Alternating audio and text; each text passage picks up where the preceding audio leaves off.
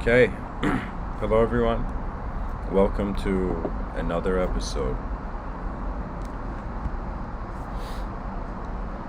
The title is Our Fear of Change is Misplaced If We Are Multidimensional. And this whole episode, my intent is to kind of explain this view, but also in the subtitle, I have written the concept of Adharma and Dharma.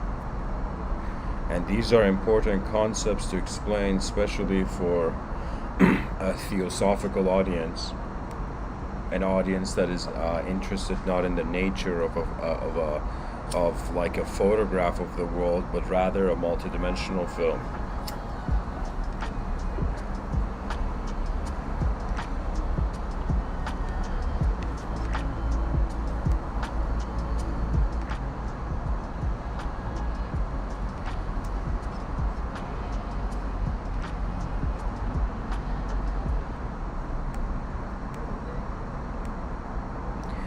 Okay, so I want to read for the audience something.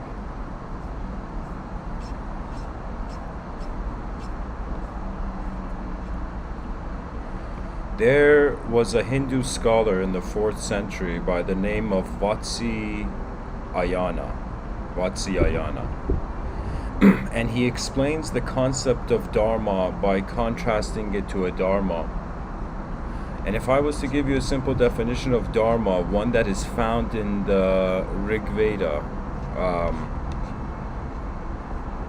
just a second, folks. In the Brihadranayaka Upanishad.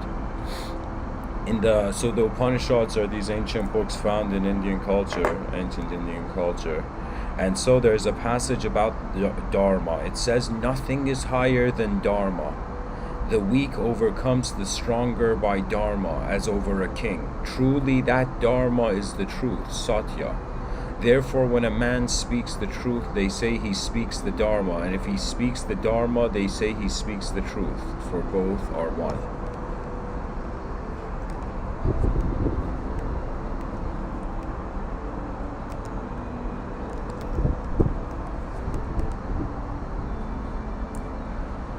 Another way of saying what the Dharma is that it is the eternal and inherent nature of reality as a sort of cosmic law underlying everything.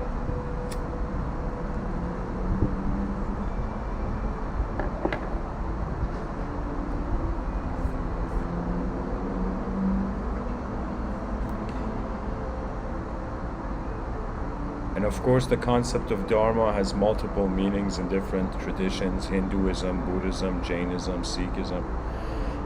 They all have a different approach to Dharma, but pretty much if the world was seen as a simulation, to get out of the simulation, you require the Dharma. Or the Buddha explained it in a very interesting way, where he said the Dharma is, in some sense, how your free will creates a boat and crosses this ocean of samsara.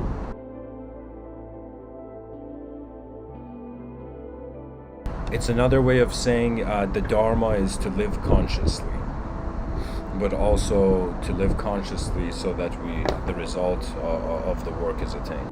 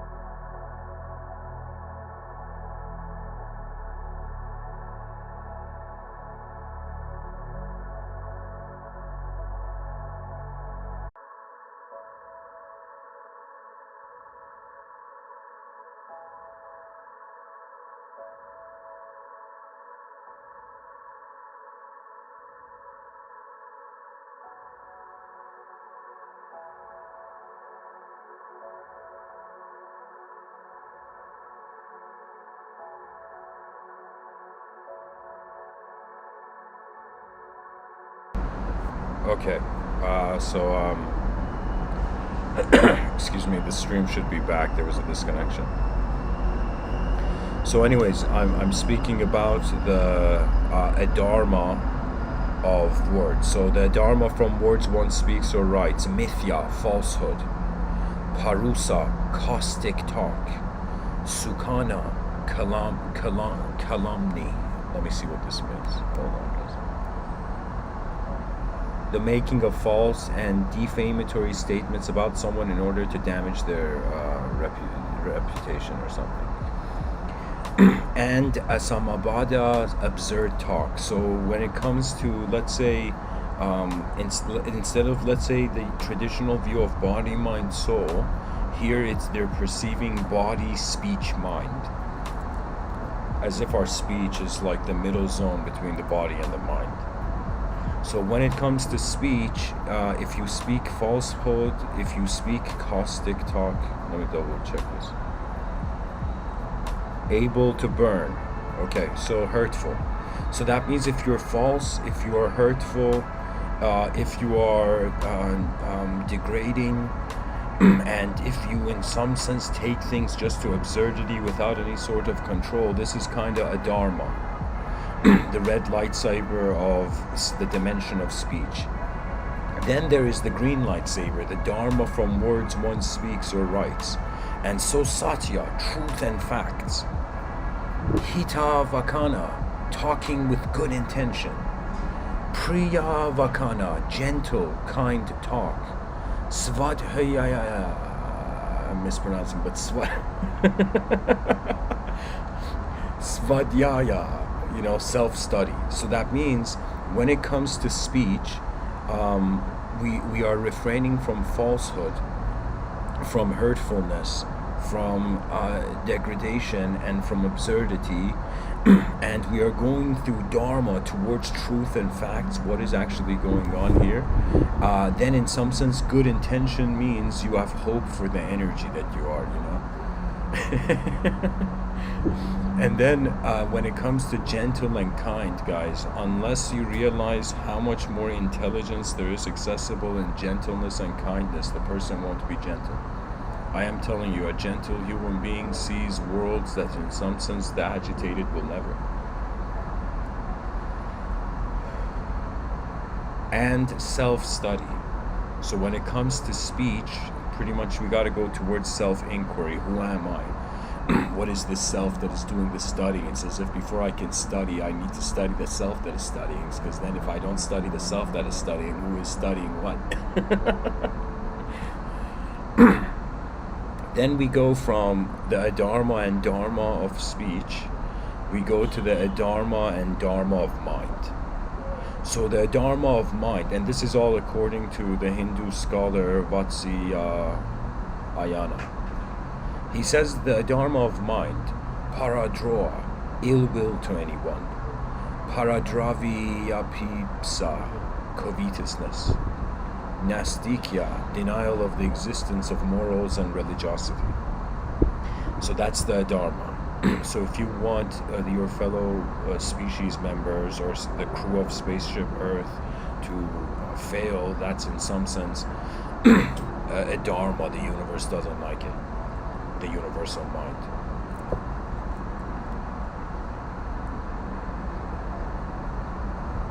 When it says covetousness, it is talking about the desire, the intense desire. So too much, if we want, and it's ultimately all of the Dharma of the mind are desires, right? The denial of the existence of morals and religiosity, that is a desire as well, because nothing happens unless it is required by some dimension of the intelligence.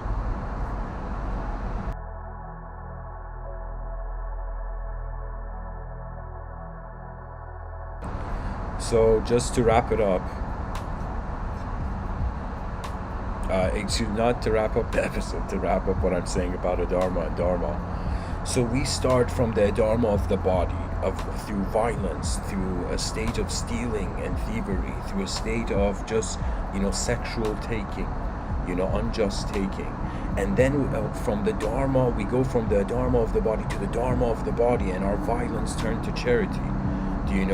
our stealing turn to helping people, and our indulgence in sex. It's as if the created energy, instead of being just isolated to your body, you're like, okay, this creative force can go towards serving the world, right? We have, this is how I know the cultural, and that means the difference between Batman and Joker, those two archetypes in like the Batman film, is that Joker was in a false world, but Batman was in a real world. That's why Batman had a principle to guide his psychology that Joker didn't.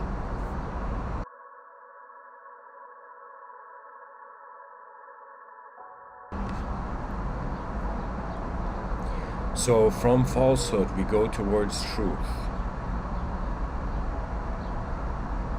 And we go eventually to a state where through gentleness, kindness, self-awareness, and good intent, and truthfulness, it's as if the outer realms and the inner realms are both at peace. Then we come to the mind. And when it says the Dharma of the mind is ill will to anyone, covetousness, denial of the existence of morals and religiosity, it's as if carelessness for life is the biggest sin. That means if we can care for the living and we ignore that responsibility, we have been nothing more than objects. That means it's like when a human being cannot live with the greatness of humanity, it's as if you were never human to begin with, That means in the future there may be imposters, right? There may be, when I say imposters, I mean that in a human system there may be interference from non-human domains, in the sense of cloning technology, in the sense of androids being indistinguishable from real people. It's like reality can change in so many ways.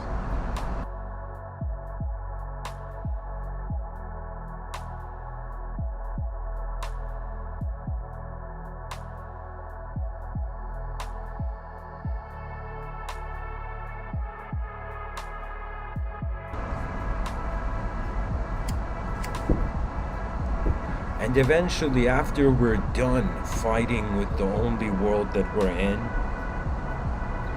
the Dharma of the mind begins. That means those human beings on this planet here, for the Dharma of the mind, it says compassion, daya, aspra, disinterestedness, and sarada, faith in others.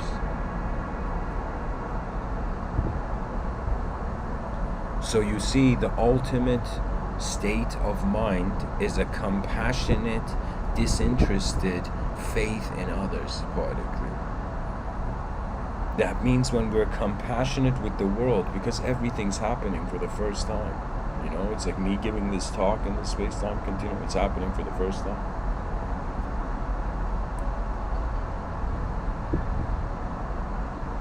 And so that's the finishing of the Dharma of the mind in accordance to Vatsyayana. And it would be another way of saying the ultimate view we can have of an advanced civilization. If someone was like, Mr.Within, you have to tell me how it looks like, I would tell you we hope that it would look something like the Dharma of the mind, right? A species that in some sense has faith in each other, an advanced humanity, a humanity that is like, we have lived too long seeing each other's weaknesses. What are the hidden strengths of humanity that await its future? Every human being I know, it's like it's like the moment I notice how complex my own inner realms were, I'm like, no way. There's 8 billion opportunities where one can observe their inner realms and be inspired to move in the outer realms.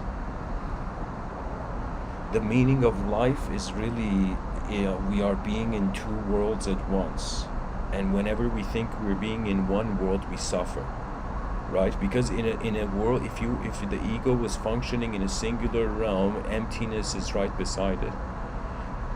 That means duality is another way of forgetting emptiness.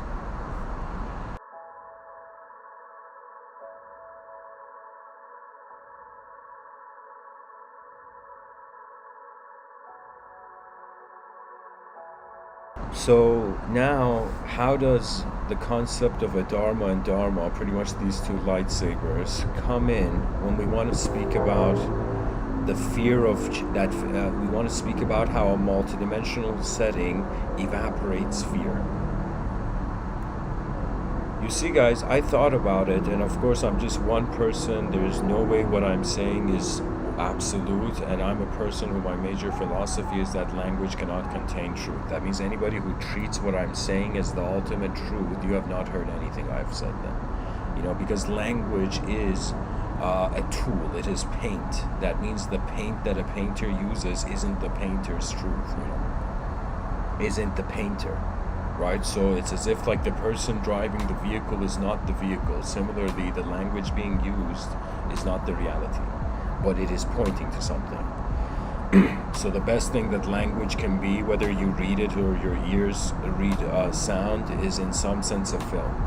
That means a good speaker is like being in a cinema, listening to someone. Let me tell you guys something, maybe a cool thing about my own inner realm, something I do anytime. So in my spare time I multitask and I play a lot of lectures, and throughout the day, pretty much thanks to the internet, I have access to a lot of different concepts.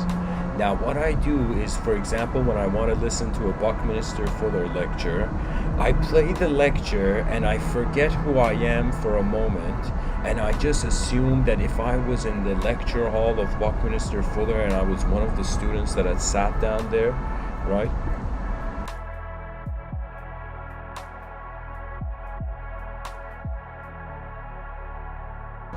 In some sense, how would I hear?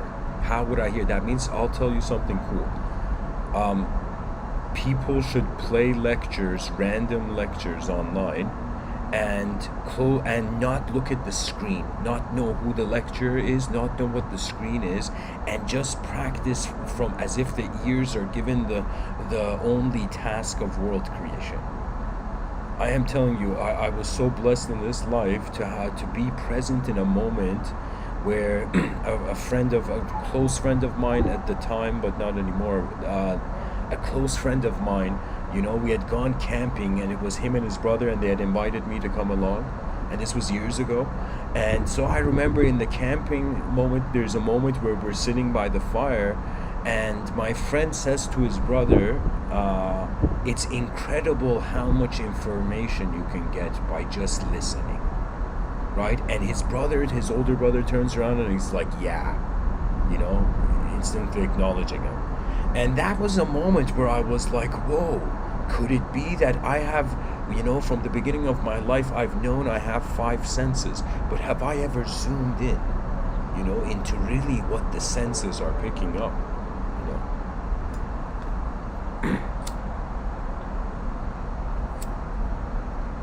As if your ears hear sound from the unknown, and they're given the task of administering what is known of them, Seldom this is said. There's no such thing as someone having knowledge. They're just human beings who, when they simulate, they just take into consideration how previously available information has shaped the world so far.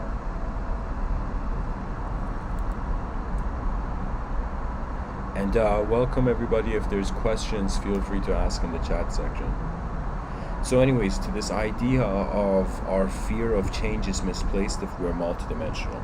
Let's say you're a singular dimensional being, okay? Let's take the very fine example of this concept called, excuse me,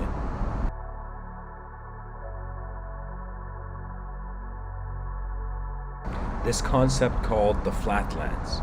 Okay, the flatlands was this incredible idea. I don't know who the exact originator of it was, but I heard it from Carl Sagan in a video. So the flatland is this idea that imagine the surface of a table was a world, and imagine on the surface of that table only squares lived.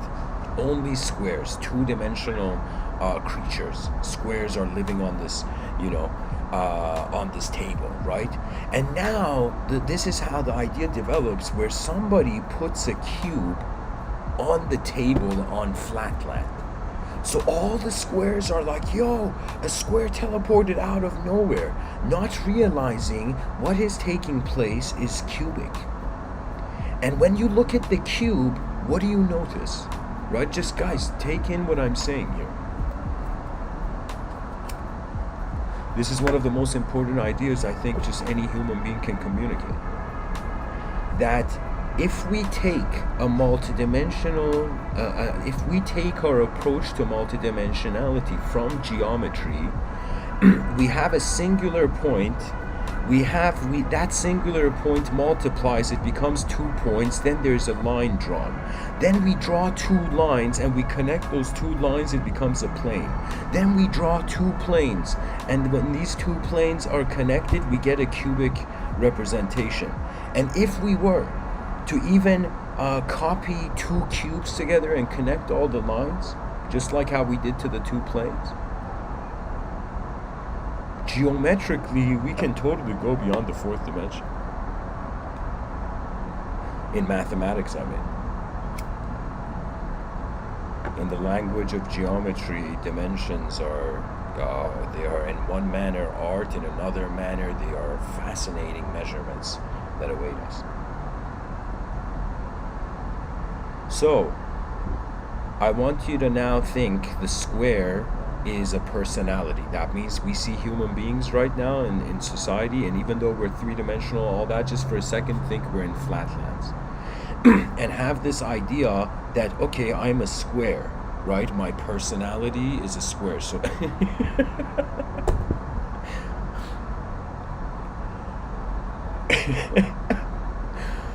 guys, I'm infusing metaphors, but please hang on, hopefully the image is clear. What I'm saying is that just like flatland, that's this dimension of the personality. Now, when something like, as the religious ideology says, a miracle, or in some sense, science fiction says intervention in the space-time continuum, whatever way we kind of fathom it, I'm saying just like a square has no idea it is being a cube, the human personality, the singularized human personality, has no idea it's being a multidimensional presence. And this is one of the most important discoveries on this planet. That everything we had held in one basket is actually multiple baskets. As if one light beam went into, a triangular prism.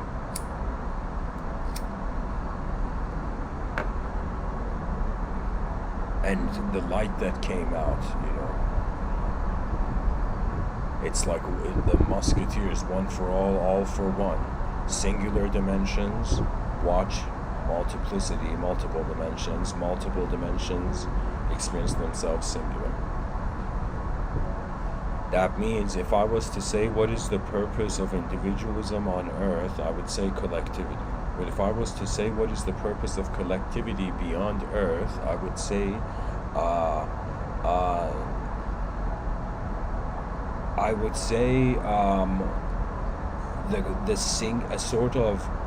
it's like the aim of the multidimensional is to be like a tree with many branches, because then the branches have extended from it.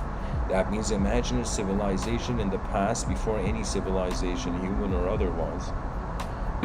Before any civilization, imagine there had hypothetically been a civilization that had advanced to such a degree that the consciousness was not bound or limited to the brain, but had become the size of the whole universe. So imagine for the first time a species, after, I don't know how many zeros you want to put, after a very long time,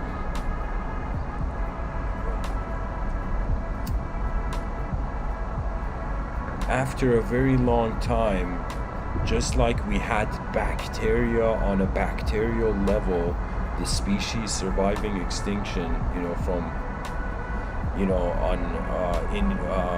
unfathomable collisions of rocks with the earth.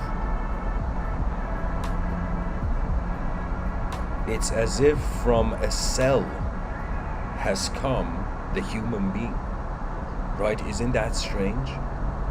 And I'll show you this picture, which I think it's a really important picture.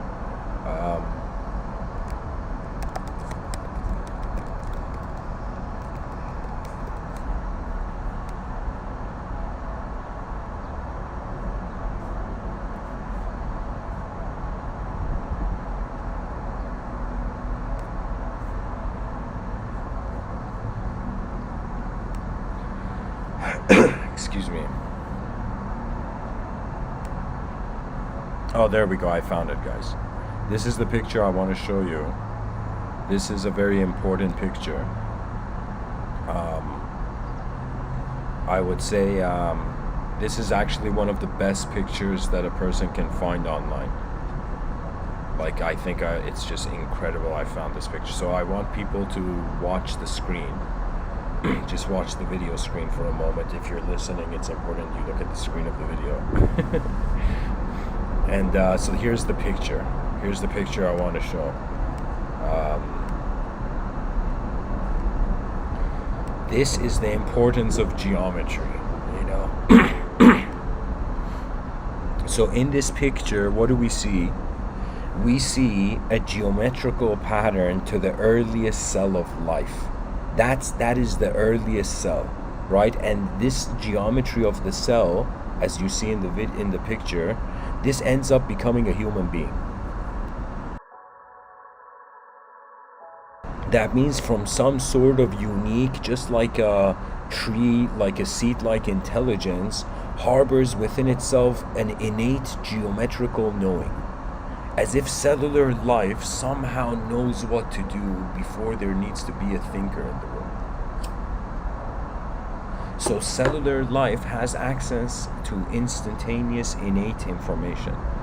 This is very crucial.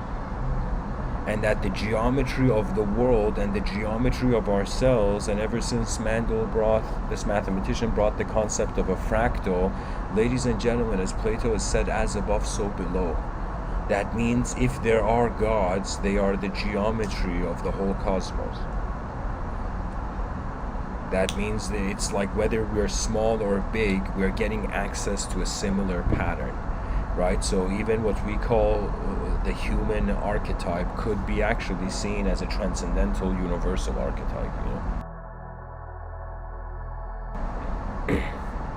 So anyways, what I was saying is it's the same. You see how there's like one circle, then it becomes two circles, then it becomes four circles, and it's doubling, right?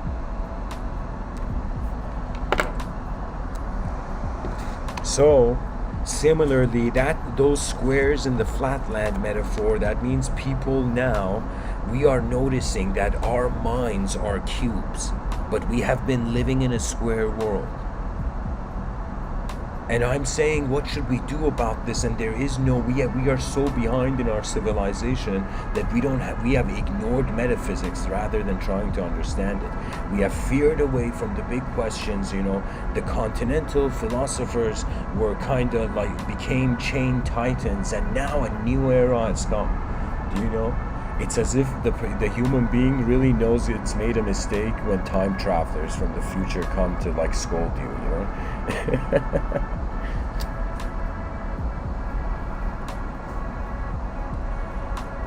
Guys, please in the chat section, you know, speak as if we are conscious of the imagery we evoke into the world.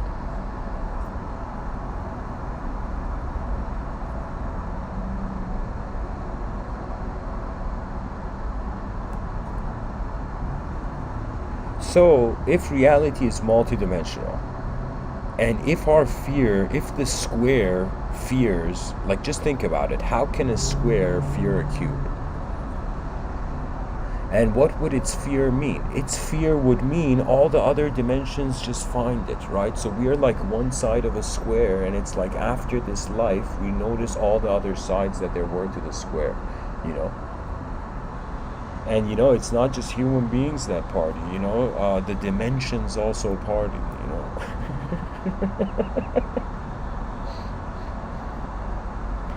You know, it's like some people celebrate dimensions, you know?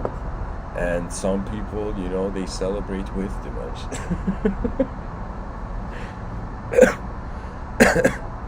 Oh, man. Anyways, to build up on this idea, pretty much I'm trying to say, if the personality is a two-dimensional perception, okay, and if in some sense direct experience is a three-dimensional perception, for example, I'm just saying, okay? Or I could have said, like, imagine, like, physical reality is like 8D. The dimensions can be given any symbol. The whole idea is it's like the layers of complexity that are building.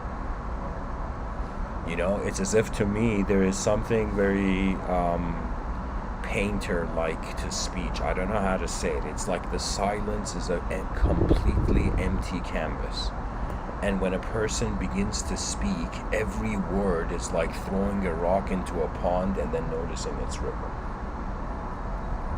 And eventually, after a while, one sees that there are states that a human being can enter where you suddenly remember. You don't attain mastery. You remember mastery through reality.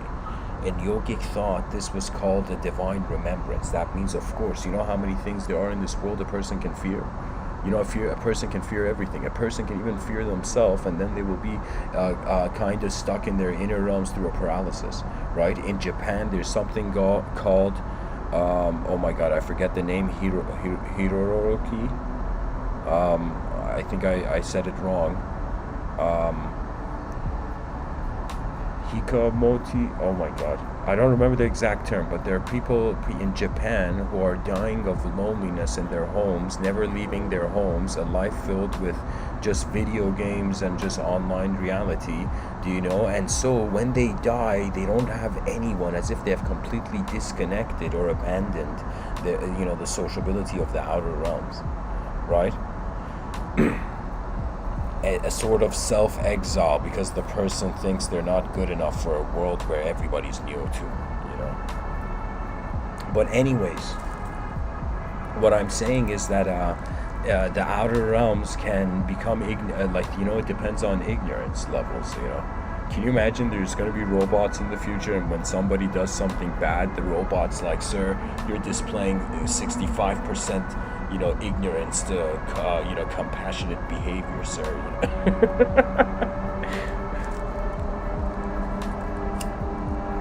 100% in the future, in the far future, maybe 200 years from now, when androids are walking in the street, probably the paparazzi's gonna just be robots, and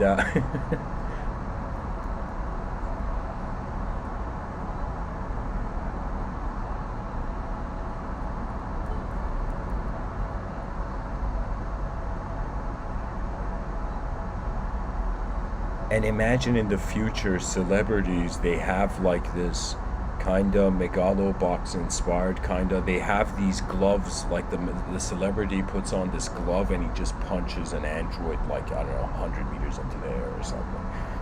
Like probably that scenario can be possible. Can you imagine boxers will save the world from robot warfare? We've just made the gloves so next level. One punch throws the robots far from the battlefield. But anyways, guys, to come back to where I'm taking this, I'm saying if there's multiple dimensions, and if our fear is the definitions of one dimension, in some sense our fear doesn't make sense in multiple dimensions. That means it's as if we are seeing a tip of an iceberg, and imagine being afraid of a tip of an iceberg, and somebody's like, hey man, the whole iceberg's underneath water, and you're like, oh my God, so I was afraid of a little bit of it. So the person realizes it's like,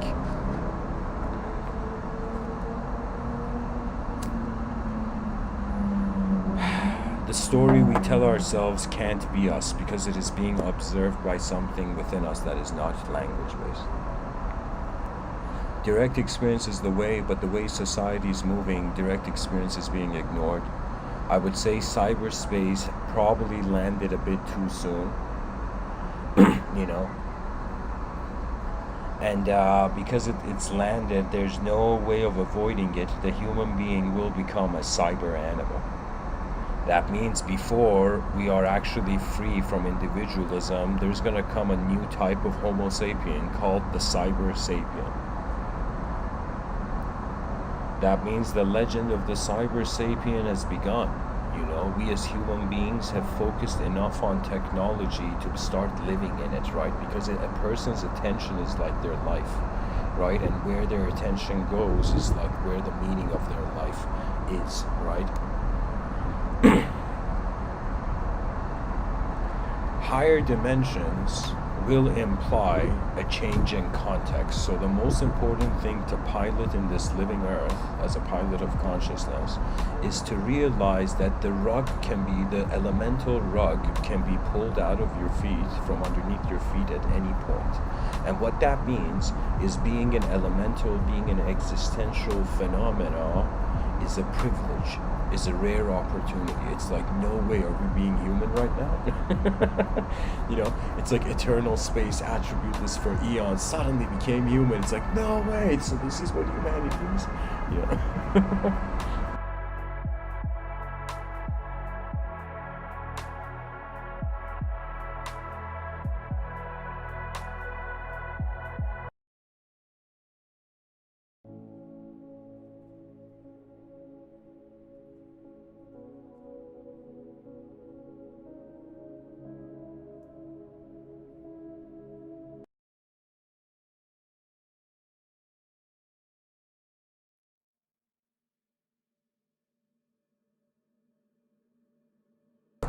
All right, guys. So,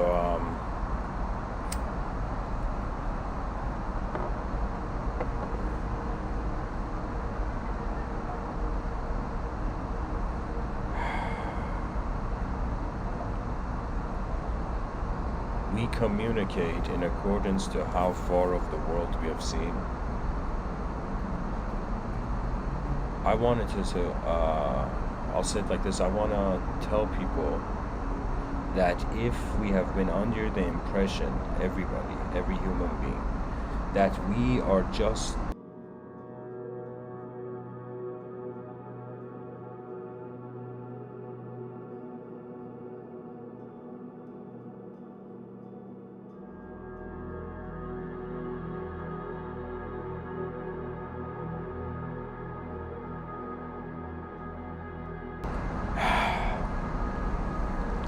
we have been living under the impression that we have been one personality, a one character in one story. But if there is the slightest possibility that we never were a character, and that there was no way for us to be one person when the personality, the personhood, it is extracted out of the world. That means the creature didn't have self-identity, it saw a world, then it noticed itself moving separately than the world and being conscious, and in some sense, through a sort of evolutionary mirror effect,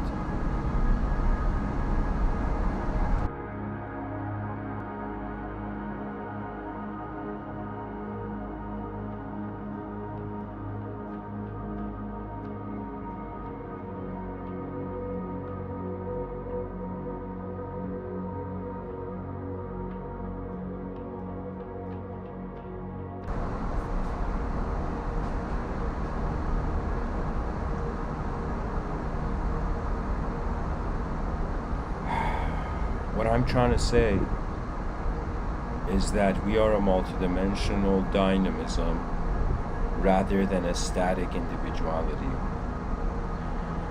We have been treating a cube only through a 2D way.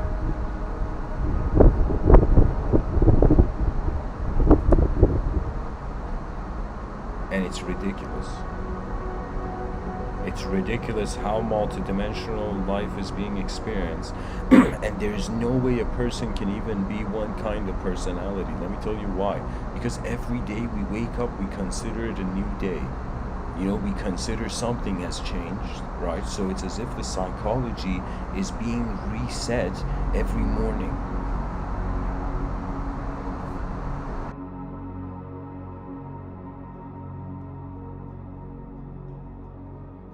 And just take that in. That means really human intelligence doesn't have personality. It is aware of qualia, as philosophers say, or Immanuel Kant called it noumenon. We are aware of an inner experience that has content.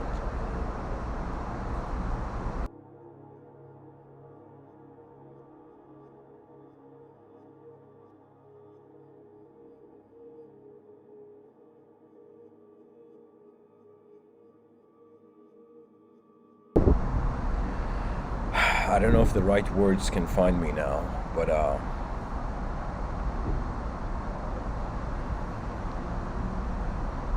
I'm suggesting that we should recalibrate civilization, or if there's a hesitation for civilization 1.0 not to change, we start civilization 2.0 and human beings begin for the first time considering the multidimensional man. Not the invisible man, the multidimensional man. You know, each dimension has its own soul.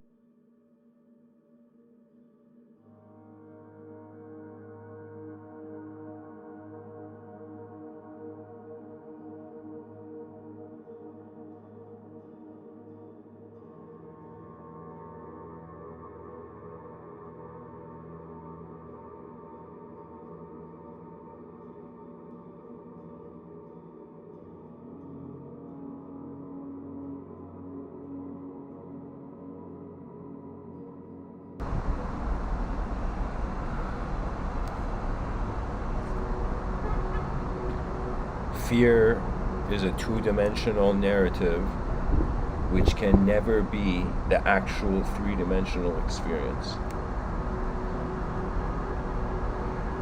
We have to stop living like squares if we want to experience the reality of the cube. There is no other way out of flatland. And flatland now is a little linguistic simulation. I would say humanity has not even unlocked the greater chambers of Earth. What I mean by that is like there's ways that the earth can be activated, that if human beings act in accordance to their nature, it's as if the universe grants divine witness. What that means is like there's certain states of mind where I personally, I don't know why, I had an innate trust in. So I would go into deep states where my body's pretty much just being like any other object in the moment.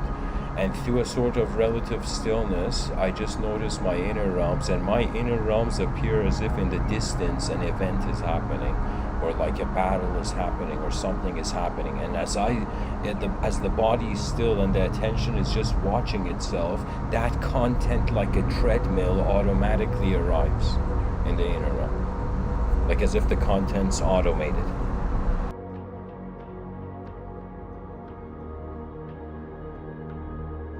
As if there is endless information in every moment, but if you are the proper container recipient, you know. In certain ancient, I would say,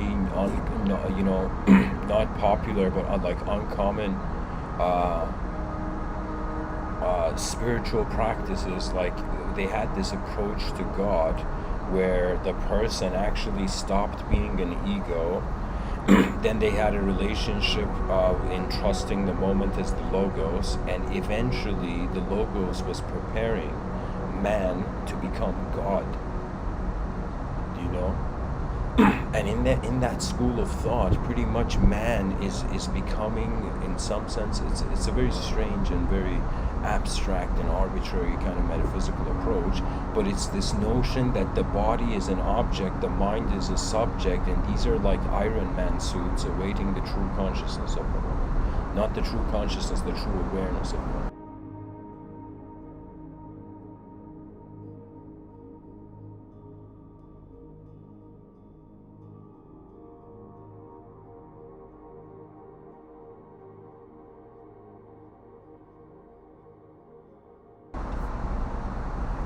The multidimensional is really understanding, you know. That means it's hilarious. Imagine somebody went to a professor, you know, very advanced professor, and was like, "Professor," and the professor's like, "Yes, sir, what's your question?" You know, and the person's like, "Sir, how, what is the color blue?" You know.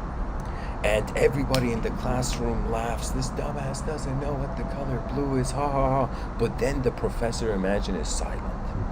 Just silent. This kind of like, you know, mysterious, kind of lost in the fog silence.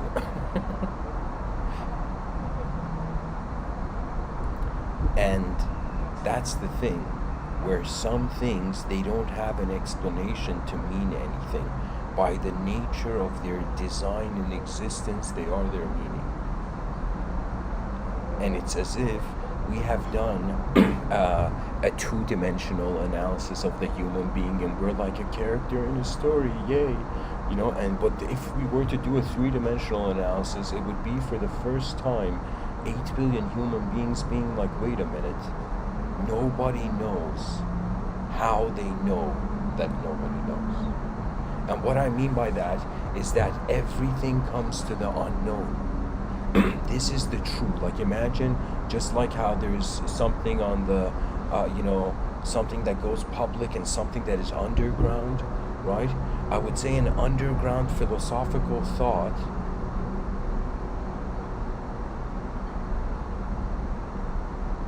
would in some sense be if reality from the beginning was multidimensional, and what we consider to be our belief or our system of how we govern our intelligence, ideological system that we use to govern our intelligence. I mean, sure, a character in a story, by the nature of storytelling law, has to end, right? So the character begins and the character's journey ends. And if somebody identifies as a character, of course, their journey ends. But ultimately, it's attention and energy through the format of existence into instantaneously being one moment.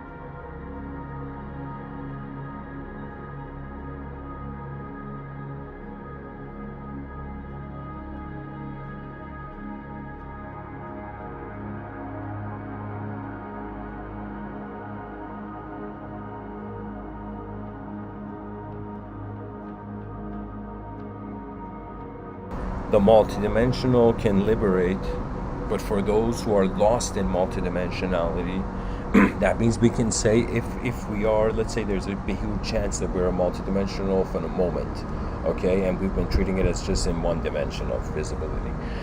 Now this multidimensional moment means a complete value system, a complete new axiology and reform to the whole societal structure of what it means to be a human being. That means nobody thought, but I think the day has come where every human being's multidimensional privilege, birthright is being realized. And there is no greater alarm than time.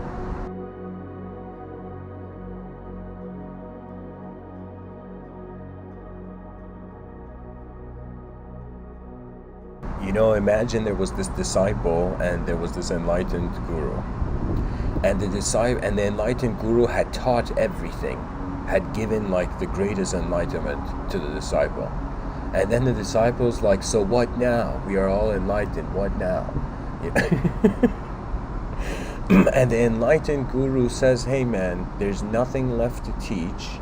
Now the only thing you learn from is your own mortality. That means we realize we were tourists from the beginning. Treat yourself as a teacher, student, whatever archetype you want to find and put on yourself. I am telling you, the healthiest archetype to have is that we are travelers here. And while we have traveled to this unknown land, which we have made it known to ourselves and called it Earth, and have been living on it for some time, it's as if we have soaked the inanimate realm with a sort of invisible, like the wind, emanation of our mind, of the intelligence of our mind. It's as if right now, everything I'm seeing is being touched by my awareness. So the mind is honestly like a light. It's like every moment we open our eyes, it's as if existential room activated, as if a person doesn't have to imagine a world. They are in one.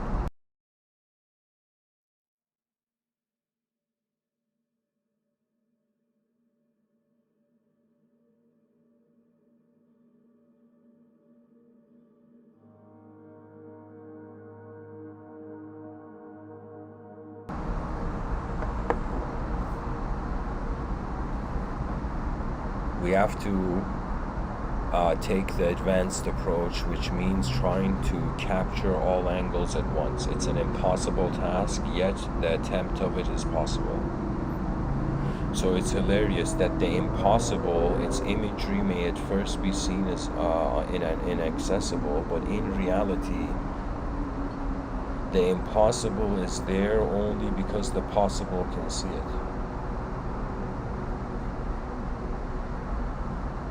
The evolution of attention beyond an animal, or as the Ribu Gita so brilliantly stated, as a bewildered beast, roaming the space-time continuum hopelessly. It's as if, wake up, it's like that's how profound it is reading the Ribu Gita, ultimately there is an intelligence working here. And we are not the only employees of the universe, playfully speaking. Because I'm telling you, man's mind hasn't even opened up to galaxies yet. I was like, we should give Neil deGrasse Tyson an incredible award that is like Nobel Peace Prize level, not Peace Prize, but Nobel Prize level of an achievement, because he managed to keep a species interested in the stars through cultural integration. You see, because knowledge has ego and pride, and because knowledge has ego and pride, it doesn't want to change. It rather see the world change before it changes. So all those people on the planet who feel they know something, they don't want to actually leave that bunker they're in. Right? But eventually the meaning of life is to embrace the unknown. It's as if the unknown was there before the known was born, poetically. Guys, for this episode, I'm gonna read some existential, mystical poems I wrote in 2015. And I wrote this poetry collection called Kites of Old. I don't know why that name came to me, but I write really fast, so I don't doubt the content. There we go.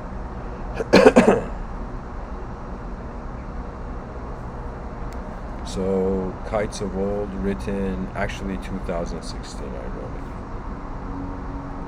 it. So I feel like reading the 7th poem. Free Soul Sundays. Is it Sunday today? No, it's not. Free Soul Sundays.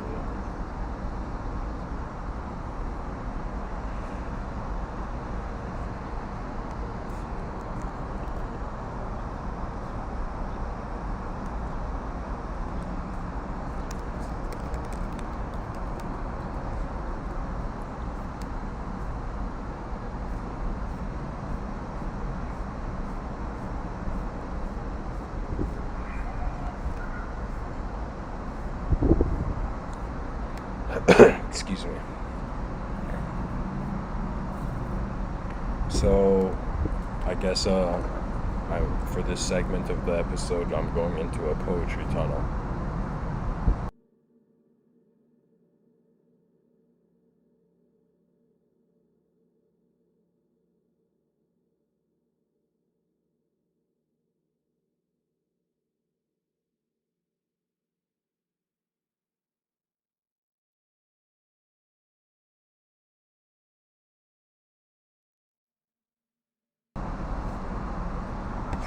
Okay.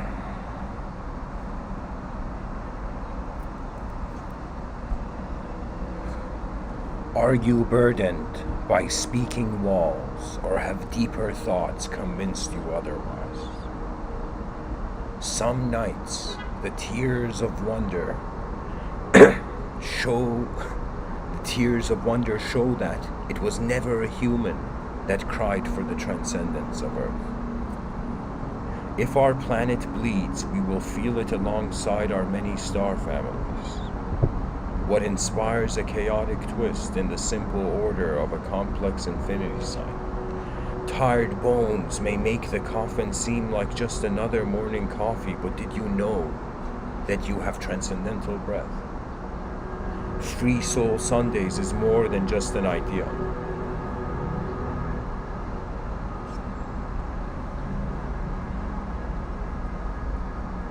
The God you see is within the eyes of all.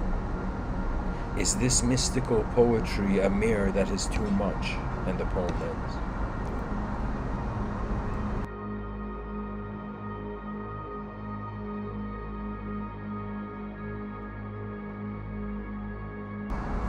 This next poem is called Smiles from the Heaven Within. And the poem begins, we are all given. And keep in mind, guys, I wrote this in 2016, just for those tuning in. So smiles from the heaven within. We are all given divine guidance from the soul of all souls. Have you noticed the universe?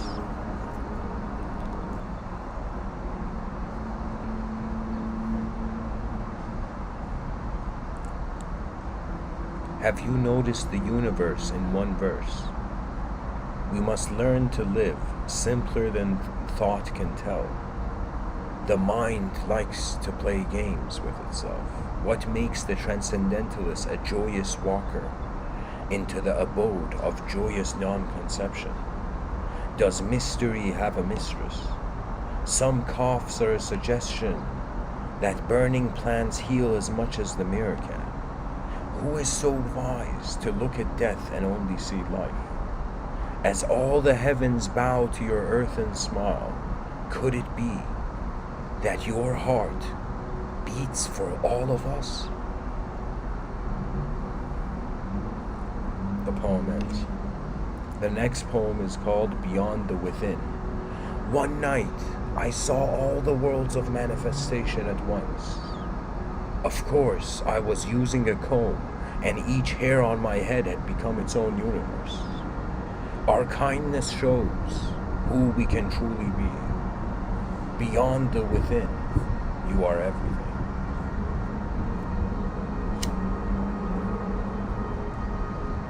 The next poem is called Existence's Glow. Once eternity smiled, and I wrote a long poem book. Many angels have guided me to the self of selves that speaks through a beautiful omniscience of omnipresence. Once you write a book a day, you will notice patterns beyond conception. Is the happy one sad about duality's endeavor? Our compassion emanates from our purest essence. Be so true that when truth comes to you, you see yourself. Existence's glow is a blessing that cannot wait.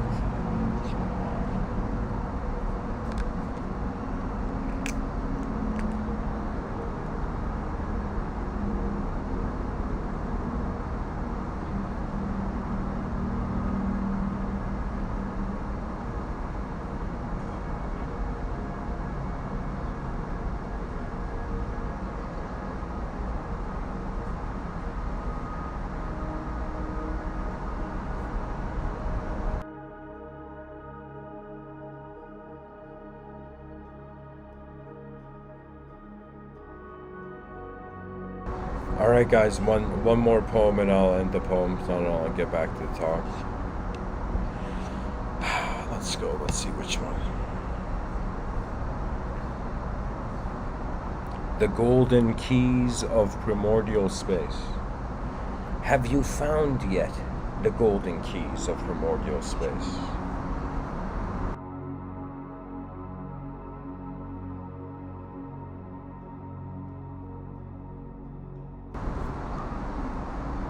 What makes the transcendentalist transcend the self? Some wise men have seen the divine as a mountain that is the pebble's guru. What wisdom do you seek in the alchemy of life? Are answers only needed because the questions have nowhere to go? I felt one night I was smart for writing many words, but soon I realized the ink of the page is just another image within manifestation.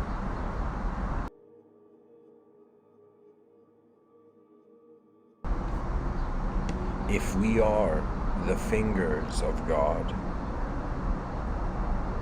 is the palm beyond thought? What moves all of us? The door of secrets is open through the universal heart. The golden keys of primordial space are within us all. And the poem ends. So guys, there's one sentence I want to take away from this. What moves all of us, question mark. Okay, so that is something where I think it's a really important question. I think it's one of those universal questions that that the future generation of philosophers have work to do pretty much.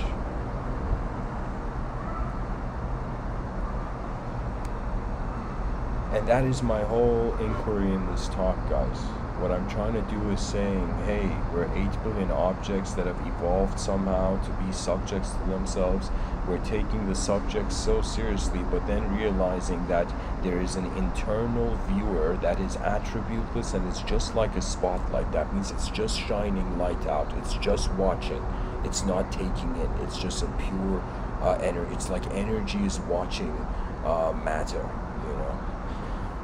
Or I would say Purusha and Prakriti, it's like space is watching matter. And when you realize that within the moment there's a presence, and this presence, before you have an image for it, it is the one who, when somebody asks a question and the person has to think about it, what's happening in that inner space, it's as if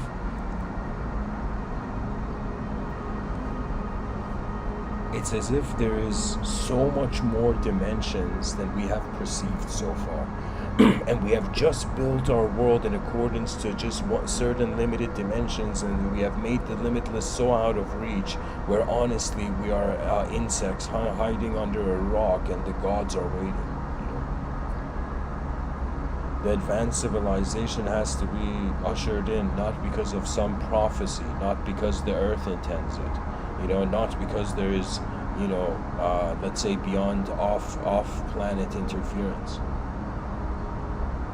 The advanced civilization must arise because there is nothing greater than man can do than put his foot on the gas pedal of the outer realms and inner realms and sees how fast he can go. For the first time, we got to treat the idea of a civilization as a car that we all have to keep clean, you know? We all have to defend.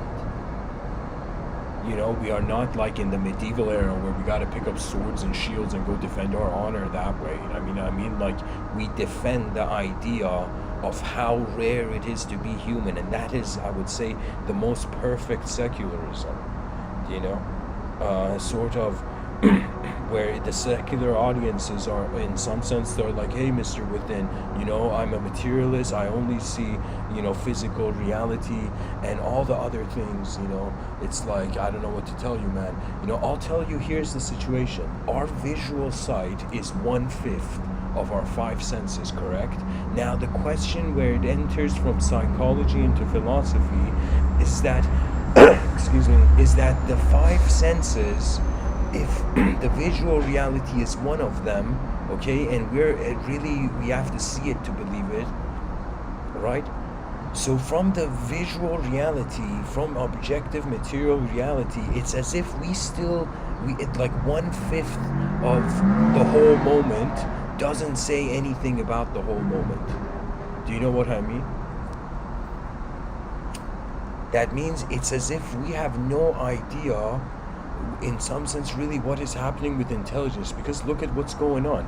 Light is entering the eyes of the human being, the biological eyes. It is hitting nerve cells. There's unique nerve cells that can take color pigment, you know, at the edge of your eye. And so when light hits those nerve cells, it registers it, and in some sense those signals go to the brain. Okay? Now take this in. That means we never see what is outside. We just see how the brain somehow automatically, you know, creates what that information is in accordance to all of itself. So I am saying it's as if it is true. light, physical reality. Right now there's a laptop in front of me. This is physical. I totally understand physical reality, but the issue is that this physical reality to the conscious viewer is 1/5 of the information, and when the person closes their eyes and no light can enter their eyes, they can still see image, and that is a sign. That is a sign that light has echoed somewhere deeper than just the outer realms, and that there is an inner space. And look at the body, there's an outer and the inner, right? Think about it. There's outside of your body and then there's inside of your body. And what if there is an outside to the world and there's an inside to the world? And we have been on the outside, not realizing when we go within, we're actually returning to the universal mystery. And let me tell you what the greatest teaching is, even though the words of humanity will never hear it, because it can't. The greatest teaching is the unknown. That means when your whole life you have been like, I have to know, suddenly you're like, no way. The unknown is the meaning. Then you are freed. You're freed from any ideological reality, as if you suddenly notice that there has been an internal observer of your memories when the person was thinking about the past. That means there is an attention that's aware its biological body is here, but when the person's eyes are closed and they're imagining what they did yesterday, that image, that inner event is not physical at all. We are a creature that is literally like an immigrant between two dimensions of intelligence, but we haven't fully understood the dimensions. The idea is that every human being, this is the theory, theoretically, I'm saying that if every human being on the planet every human being has a unique intelligence, if they were positioned in the right place, and they were given the adequate resources and whatever they required, they would be able to start a project. Do you see? And what I mean by this is that we imagine the whole species, in some sense, utilizing every human being using its eyes to advance civilization. That's honestly what I'm saying. And it has a value, but we just have to find the value. It's as if, like, if you ask about, if you tell Mozart, like, hey Mozart, can you teach me how to, like, fight with a sword? Mozart would be like, nah man, I play the piano,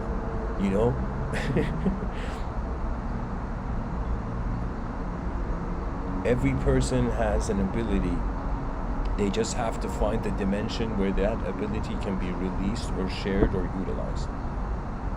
The idea of ourself, I'm not saying we should be just walking as the wind all the time as in some samadhi state. I'm saying that when you realize that a matter is being observed by mind, your body's is in the territory of your mind's glow, you can say, in your awareness. Right now I'm like literally from my eyes, there's a line of sight, and from that line of sight, everything else is there.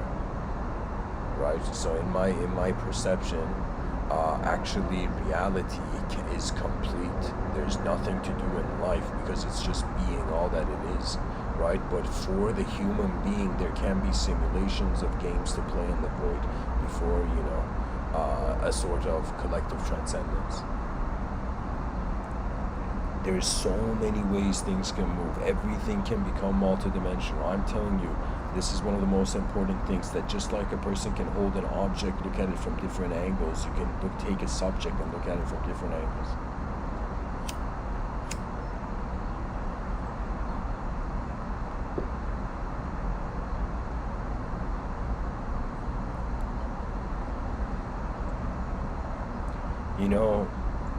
There's no way we can change the world, because even if we successfully change it, the world changes on its own, and whatever result we want, it changes. So if everything in the world is changing, to want too much of a fixed image of a result is just unnecessary pain, right? So the human being has to actually become a multidimensional mind that is riding the waves of the moment in multiple dimensions. And when I say multiple dimensions, I'm not saying like the person has to per se have a psychology that is either singular or either only dual or just multidimensional or infinite. You can have infinite psychology, but I'll leave that for another time. You know, what the implications of that is, that when human beings attain infinite archetypes, it would be kind of like subjective immortality. So I'll make a note of it here. I'll talk about that subjective immortality. You know, some people are like, you know, thanks to the scribes, you know. Scribes are honestly like, they were people acting in instead of a time machine, you know.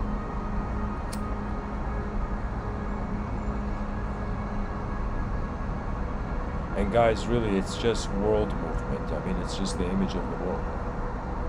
It's like, what else can human beings talk about? Their inner world, that's the content, right? And now this content in our inner realms can move, can amplify, can change.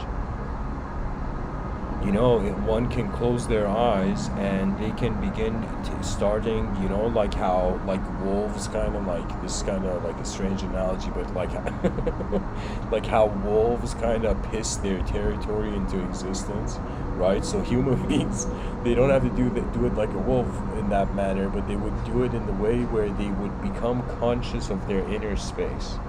Right? That means the person is like, all right, however many years I've lived in my life, I've paid attention to how I've been an object all the time, but let me for the first time pay attention to how subjects happen, how the mind is like a film over the physical reality where that's being a film. So the mind, it's like watching your mind like an event, right? Something where you have no attachment to it. As it changes, you change in accordance.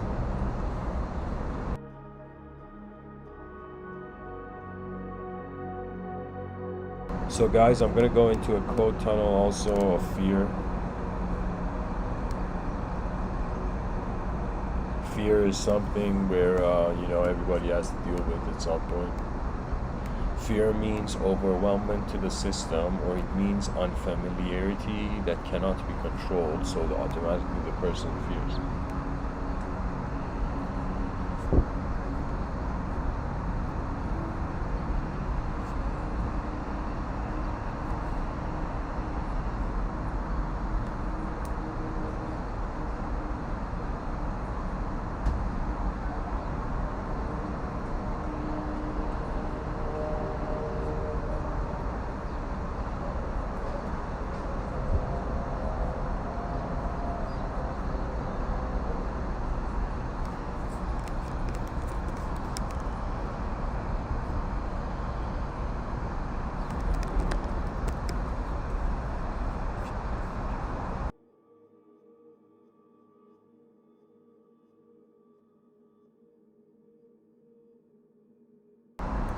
Guys, I'm just going to go into a quote tunnel, a very short quote tunnel of Hagakure quotes on fear. Hagakure is the book of the samurai written by Yamamoto Tsunetomo.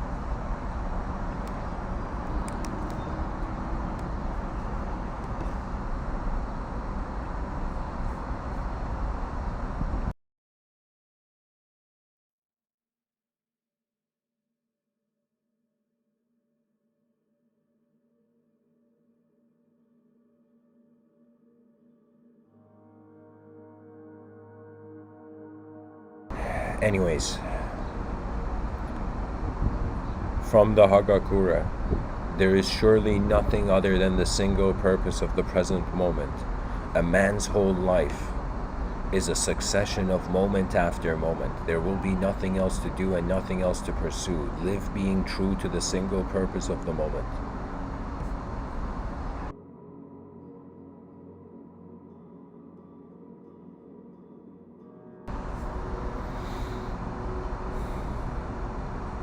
From the Hagakure, there is something to be learned from a rainstorm.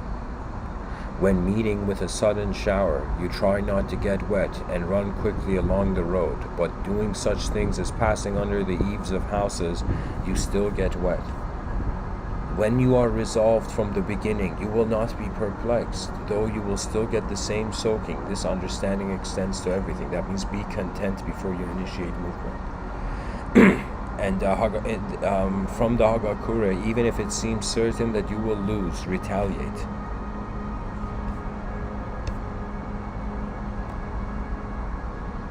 Neither wisdom nor technique has a place in this. A real man does not think of victory or defeat. He plunges recklessly towards an irrational death. Holy shit. By doing this, he will awaken from your dreams. And what he means is that there's a moment of life where, regardless of what the past has been and the future, due to the authentic care for the living experience, one stays true and acts. And when one does, I'm telling you, your soul poetically begins waking up slowly within your mind.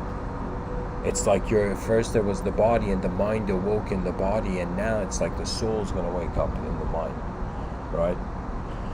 That means it's as if the simulation source will be attained, will be remembered.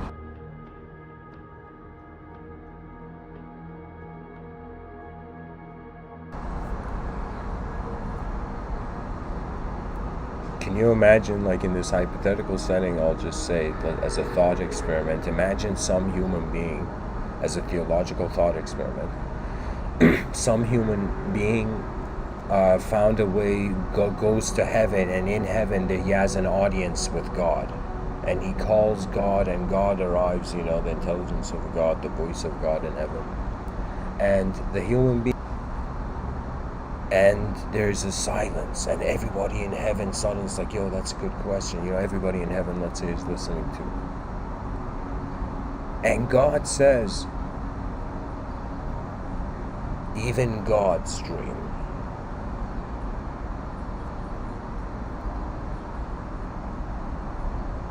We are the dream of the higher dimensions in the same way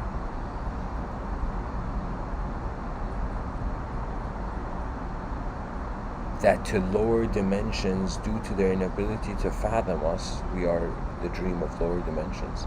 So what it means is like, we have been under the impression, maybe I should have thought of like, inner realm with a small 1 next to it, or an inner realm with a small 2 next to it, as if there can be multiple inner realm overlays, right? Like as if the attention is like the beams of the sun, and whatever the beams of the sun have contacted, they in some sense are it's like the sun is conscious of it, imagine.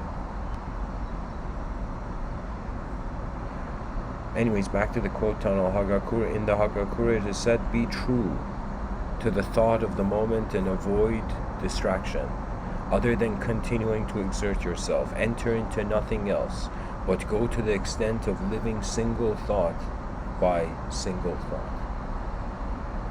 I guess that's really quality living. It depends on how fast the person wants to move in their inner realm.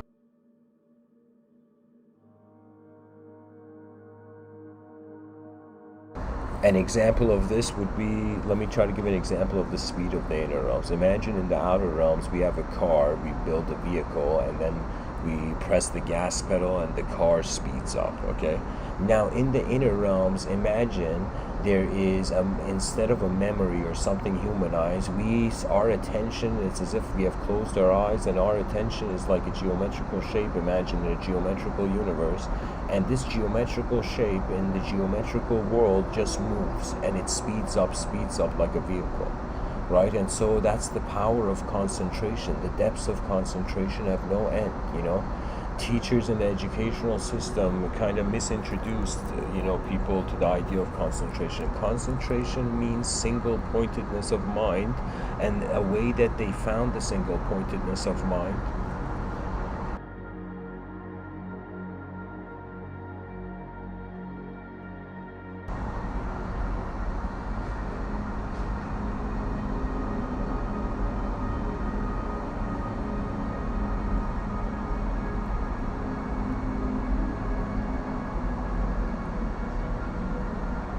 It's as if you wondering about if all of reality is a film. What is its original source? That's the game we're playing here. We want to discover the original source of intelligence, and in the inner realms, mysticism has tackled the question, and in the outer realms, philosophy. Or you can say, other companions. I would say, like, if it was a round circle, the philosopher would be like King Arthur, because there has been legends of, like, philosophers have always been around kings in history.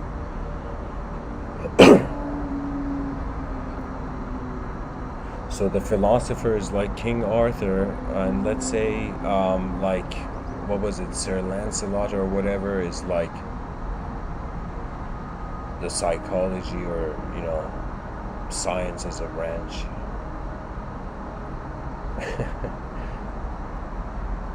I don't know how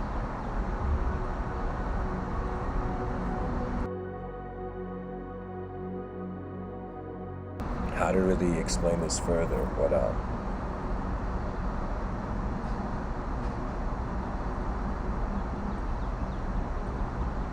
it's as if life is moving. It's as if the only truth is that there's movement, and because of this movement we consider there's change. And so there's a movement that has no definition and a movement that has definition.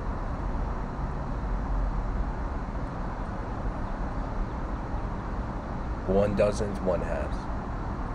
And beyond objects and subjects, I mean, aside from direct experience being the only answer, I'm trying to think what else we can do.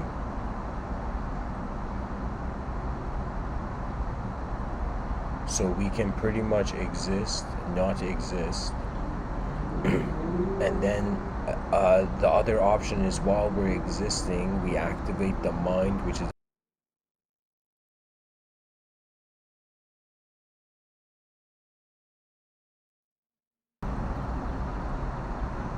pretty much we do the best we can, and then the show ends.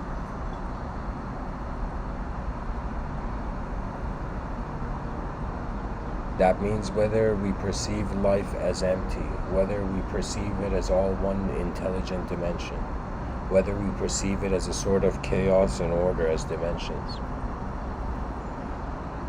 and feel pain and joy.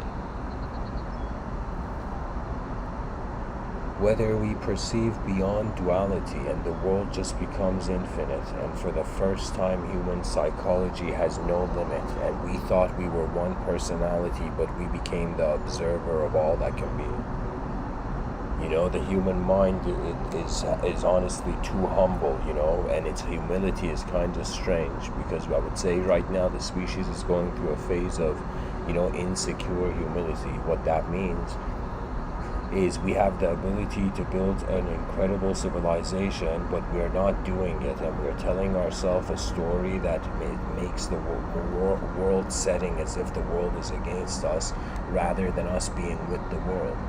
And it's like a fish swimming against the river. The moment it decides to go with the river, there's a strange victory. As Lao Tzu said, action through inaction. There's states where if the person does less, life does most of the moving.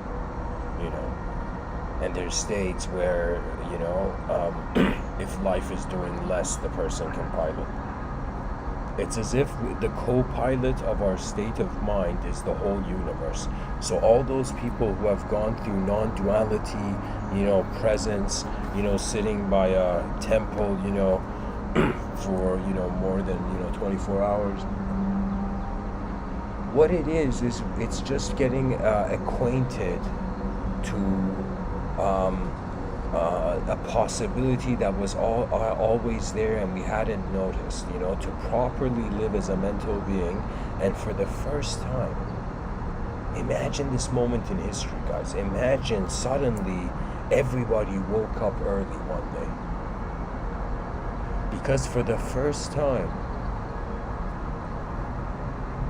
the advanced civilization had finally been built. Can you imagine that day? Can you imagine that day where extinction's like, all right, I surrender? You know, the day humanity's intelligence made extinction surrender poetically. Because the conflict of the big, it's as if like a person may look at all the problems in their microcosmic, in their individual consciousness, and then there's the collective consciousness. And imagine spending your life trying to solve a problem of the collective consciousness, or trying to solve a problem of just one's own individual consciousness.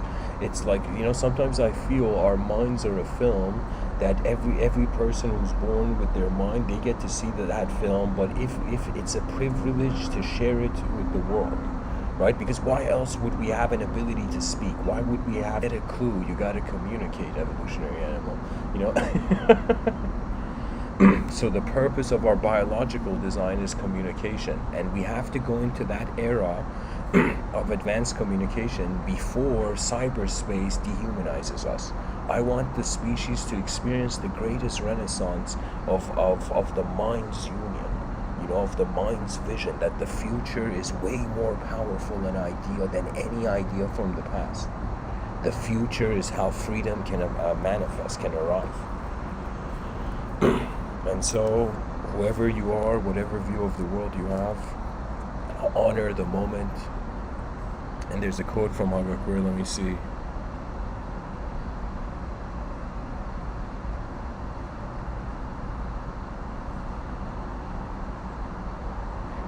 This is Hagakure in the Book of the Samurai. This is pretty much the principles they're living by. Respect, honesty, courage, rectitude, loyalty, honor, benevolence. These principles, guys, are the doors to the advanced civilization. And if human beings are like, okay, I'm seeing a world that's in 2021, but if I can see something update and I go towards it, it's as if hilarious. It's as if we are individually fast forwarding ignorance.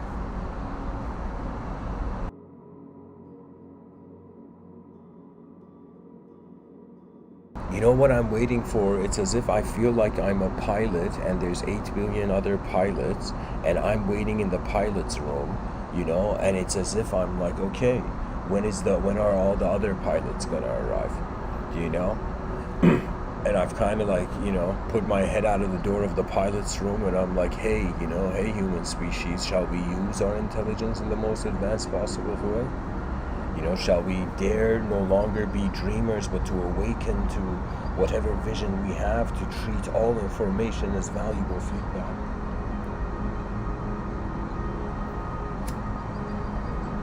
In the Hagakure it says, if one is but secure at the foundation, he will not be pained by departure from minor details or affairs that are contrary to expectation. But in the end, the details of a matter are important. The right and wrong of one's way of doing things are found in trivial matters. You see, guys, it's as if anybody who wants to attain mastery or some sort of mastery in some sort of dimension of life, you have to master the simple and the complex. And in that journey to do so, one will experience the collective value and the individual value. So nobody can attain mastery unless they care for the whole system, because that is the greatest inspiration that the technique can animate through.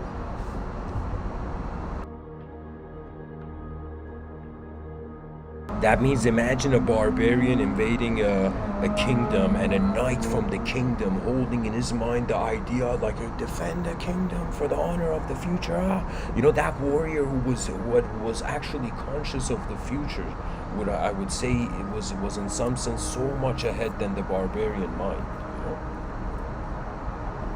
Because it's so easy to be an animal. It's our past. We evolved from that.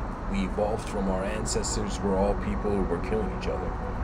And eventually people were like, hey, can we stop killing each other? And civilization began occurring, because we began trusting each other and understanding there is a value to humanity that transcends money.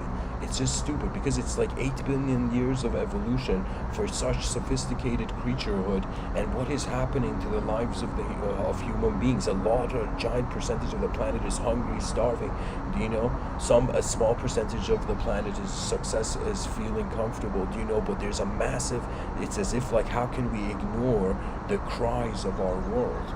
Right? So eventually, whoever attains a sort of power position, right? I had this vision that in the advanced civilization, if there was people still wanted the concept of currency around, no one could in some sense attain greater than $20 million. You see? And that was the cap. And anything they attained just went towards their legacy in regards to service to the realm. You know, and I'm just saying, imagine. I'm not saying that this has to be, but I'm saying like there are new ways that we can reform our past approach so that the future is welcomed easier.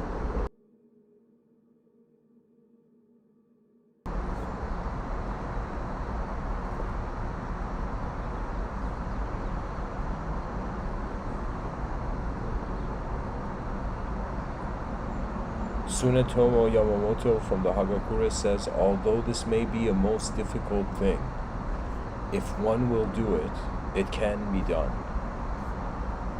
There is nothing that one should suppose cannot be done. That means if you're a human being, that you feel everything is possible in accordance to the logic that with a long enough effort, endless effort, that means if time wasn't an issue and a person had infinite energy, they would eventually master something. So it is literally concentration that makes us kind of calibrate to different dimensions of a technique as we implement it, and eventually we master it, right? I would say giving these talks and hearing my own voice as I give the talk, you know, in my inner realms are like, I can really just sit down and in my inner realms access information through films, through a strangely geometric cinematic language.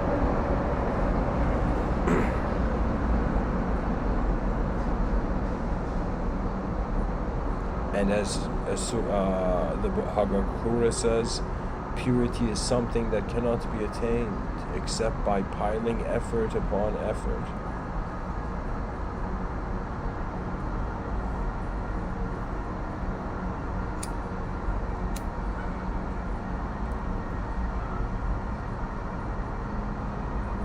So Yamamoto Tsunetomo in the Hagakure says a very intense statement. Please hear this in a sort of, you know, philosophically valuable context. In the Hagakure it says, rehearse your death every morning and night. Only when you constantly live as though already a corpse, in brackets, Joju Shinimi, will you be able to find freedom in the martial way with a capital W, and fulfill your duties without fault throughout your life. What he means is that once you actually get over fear, the attention is available to access something different.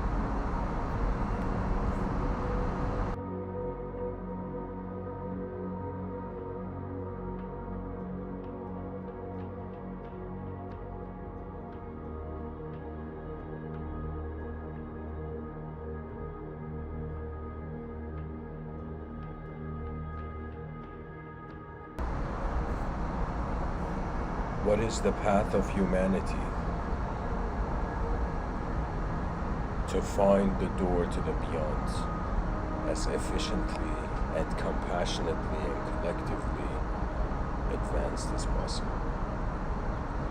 All that I'm saying is I feel like I'm someone who's pointing to a possible future, and I'm like, hey, you know, fellow members of my species, like, should we care about this? Should we care that? Should we care to want to know what it would be like to see what an advanced civilization would be? Imagine for me, you know, if there was a time traveler, you know, and the time traveler was, you can use, it told me, all right, man, I'll let you go one place in time. Where do you want to go? I'll say I want to go to the point in time where humanity was the most advanced. That means the far edge of human evolution. to its most capable, intelligent expression. And we would see something that Buckminster Fuller, a man who I would say was light years ahead of our current civilization, he called it the universe man. That means man and the universe have become an inseparability of the individual and the collective. It's another way of saying the wave and the ocean have remembered each other. And so the individual life, or the individual personality, which is just in one dimension, in some sense, begins to notice that the mind is multidimensional, and the fear of the body goes away when you realize you're actually being a mind space that's being here. Right? So your fear of the body goes away, and a lot of tensions in the body automatically release when you realize your body is a part of your moment. And it's a very incredible part of your moment of existing. It is literally the projector of the film that becomes our free will's, hands in the space-time continuum.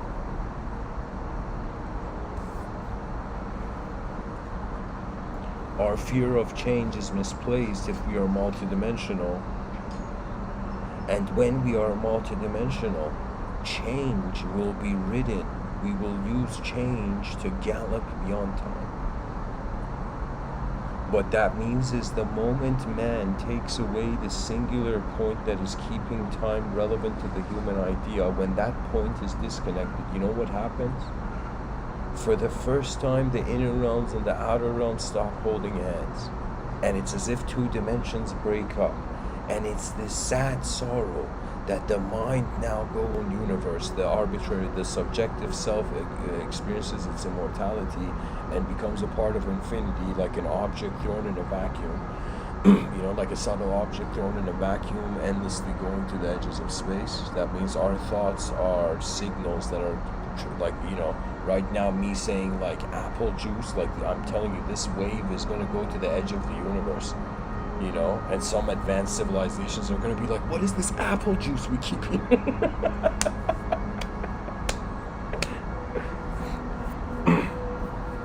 Anyways, guys, thank you for listening.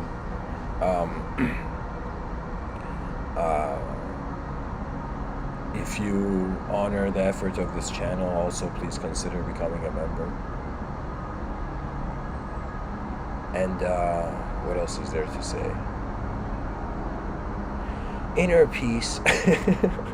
I can't avoid this. There has to be my source of smooth piloting in my inner realms, or to me at least what appears as a certain level of smooth piloting, is that for me I try to not touch, like a person walking in a museum, not touch the content of my inner realms. When I vocalize it, I recreate it through my, let's say cultural personality and share it with the audience. But really what I'm perceiving in my inner realm cannot be spoken about, right? It's just like how skydiving can't be explained in words. So how can we even explain, the inner skydive?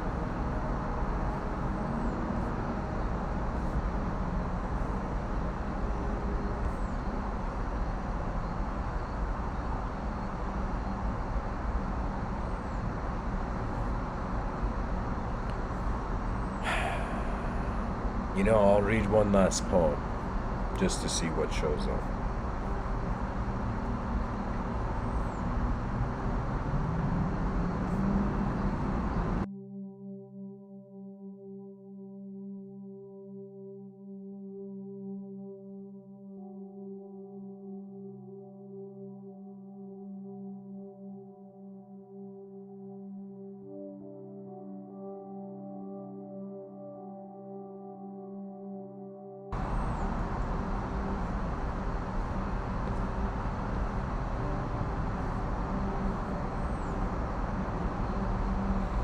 So this poem I'm going to read, again, is from Kites of Old, and it's called Randomity's Gift. So it begins. Once an angel told an angel investor to invest his consciousness into the essence of an earthly heaven. What makes love look in the mirror and only see cosmic activity? Did you know that life is one-sided? What does that mean? It means you are free before language could turn into burdensome dismay.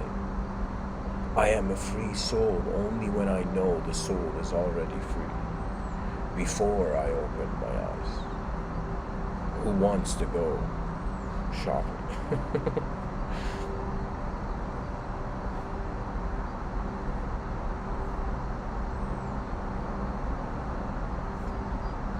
And the last poem is called, I'll read it, it's called Seek Her Smile.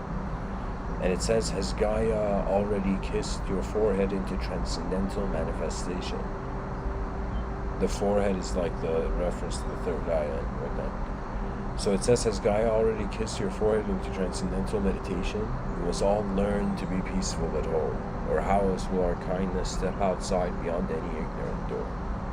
When men see beyond ideas the divinity of women, the whole cosmos appreciates the elegance of that balance.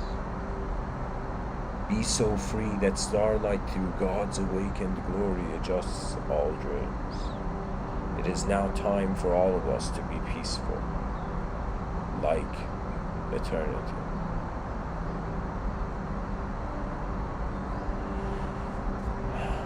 Thank you for listening. Namaste.